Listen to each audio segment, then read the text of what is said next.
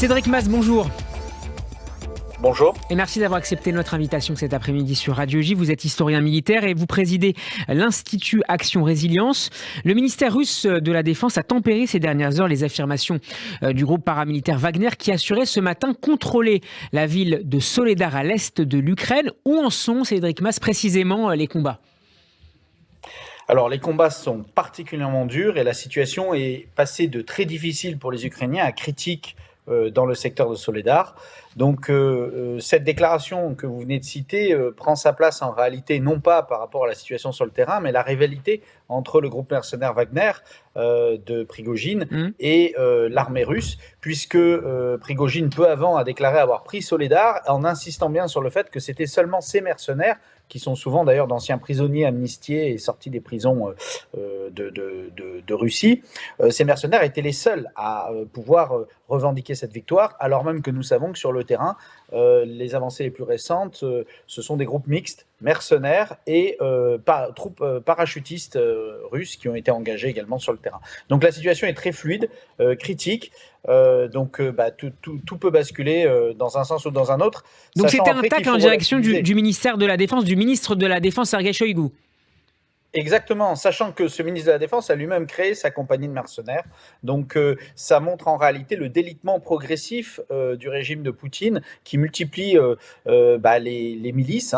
On a connu cette problématique-là, rappelez-vous, lors de la guerre en Syrie, puisqu'il y avait eu une multiplication des milices du côté du régime d'Assad par rapport à l'armée syrienne arabe, comme il s'appelle eux-mêmes, c'est-à-dire l'armée du régime classique de Syrie. Eh bien, il y avait progressivement la 4e division, la Légion Tigre, et les milices Hezbollah, notamment, et le 4e corps qui était d'obédience russe. Donc il y avait cette multiplication d'officines qui se crée une rivalité. Mais en réalité, il faut relativiser ce succès, puisque je vous rappelle que l'offensive depuis avril contre le saillant de Kramatorsk-Sloviansk, donc Kramatorsk-Sloviansk, c'est un saillant, ce sont des villes qui font, Kramatorsk c'est 157 000 habitants, Sloviansk c'est 111 000 habitants, bien évidemment avant le conflit, en 2017 en tout cas, avant l'invasion du 24 février.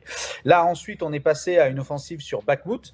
Bakhmout c'est une ville de 73 000 habitants, selon le recensement de 2020, et là Soledar c'est une ville de 10 000 habitants. Voilà. Donc progressivement, on voit bien que les capacités militaires conventionnelles de l'armée russe s'affaiblissent, et à l'aune de cet affaiblissement apparaissent d'autres institutions militaires poussées par le régime et qui sont en rivalité avec l'armée de terre russe. Cédric Mas, pourquoi l'armée russe et les groupes Wagner en particulier cherchent aujourd'hui à conquérir cette ville de Soledar dans la région du Donetsk coûte que coûte? Est-ce que c'est en rapport justement avec les difficultés rencontrées dans la prise de Bakhmout qui est à quelques kilomètres de cette ville de Soledar? Oui, on peut dire ça, mais en réalité, même la prise de Bakhmout aujourd'hui n'a plus de sens. Si vous voulez, lorsque la position ukrainienne faisait saillant, nous avions un triangle dont la base, c'était ces villes de Kramatorsk, Sloviansk, et la pointe du triangle, c'était Sieverodonetsk, Lysychansk. Bon, cette pointe a été prise, donc on est en juin, a été prise par les Russes. Ensuite, ils ont piétiné devant Bakhmout depuis des mois maintenant, depuis juin. Ils piétinent progressivement, ils progressent, mais très lentement. Là, on est sur 2 mois, sur une progression de 8 km. Mais surtout, ce n'est plus un saillant, le front, puisque entre-temps, il y a eu la contre-offensive de début septembre ukrainienne, foudroyante, qui a repris toute la partie nord de ce qui est formé saillant. Et donc aujourd'hui, la reprise de Izium, Liman montre que Bakhmout n'a plus aucune importance. Donc pourquoi est-ce qu'ils veulent prendre Bakhmout puis Soledar? C'est pour pouvoir dire qu'ils ont pris une ville. On est dans une action c'est très meurtrière, complètement indifférente au sort de leurs propres soldats, mais qui on parle d'un changement de tactique avec du corps à corps et beaucoup de risques pris. C'est aussi l'analyse que vous faites? Alors, le changement de tactique, c'est pas exactement du corps à corps. On est quand même sur des combats de feu, plus que de corps à corps, même s'ils sont des combats rapprochés. C'est essentiellement des combats d'artillerie au départ. L'idée, c'est de prendre des positions pour pouvoir guider les tirs d'artillerie. Sachant qu'on rentre dans une saison, la saison d'hiver n'est pas la meilleure saison pour l'emploi des drones qui étaient très utiles pour guider l'artillerie, et donc on est plutôt sur des combats de ce type-là, mais surtout avec des groupes en effet qui sont jetés les uns après les autres. Alors ce ne sont pas des vagues humaines comme on pourrait imaginer au cinéma, les charges Banzai des Japonais dans le Pacifique au cours de la Seconde Guerre mondiale. Ce sont des petits groupes de 8-10 hommes qui sont forcés sous la contrainte, voire même sous la menace d'être exécutés s'ils reculent, qui sont forcés d'avancer dans le no man's land, qui est complètement désolé par des mois de pilonnage d'artillerie, et pour pouvoir soit déclencher le feu des positions ennemies pour pouvoir les repérer, alors même qu'il y a un dispositif de guidage d'artillerie ensuite pour pouvoir frapper ces positions, soit directement pour s'approcher de ces positions et qui se soutiennent mutuellement. Donc on est sur des petits groupes tactiques qui agissent de jour comme de nuit, et surtout, peu importe le niveau de perte. C'est-à-dire qu'aujourd'hui, dans les deux camps, on est sur une guerre extrêmement meurtrière qu'on n'avait plus connue depuis 1945, avec des taux de perte dans les unités belligérantes qui dépassent tout ce que l'on pensait possible. C'est-à-dire que nous, occidentaux, au-delà de 30% de pertes, on retire une unité du front. Là, vous êtes sur des attaques qui font 50% de pertes dès les premières minutes de l'attaque, et pourtant les unités sont maintenues au front et continuent à agir sur le champ de bataille. Donc là aussi, ils repoussent un petit peu les limites de ce que l'on pensait possible de la part des unités, en tout cas après 1945, puisqu'avant c'était une autre forme de guerre. Cédric Mas, dans ce contexte, les autorités ukrainiennes ont appelé leurs alliés occidentaux à renforcer leur appui militaire. L'Allemagne avait par exemple annoncé la semaine dernière l'envoi de 40 blindés d'infanterie Marder dans la continuité d'annonces américaines d'une valeur globale de 3 milliards de dollars. Mais hier, le ministre ukrainien des Affaires étrangères, Dmitry Kuleba, a demandé beaucoup plus à son homologue allemande Annalena Baerbock. Kiev veut des chars de combat Léopard 2.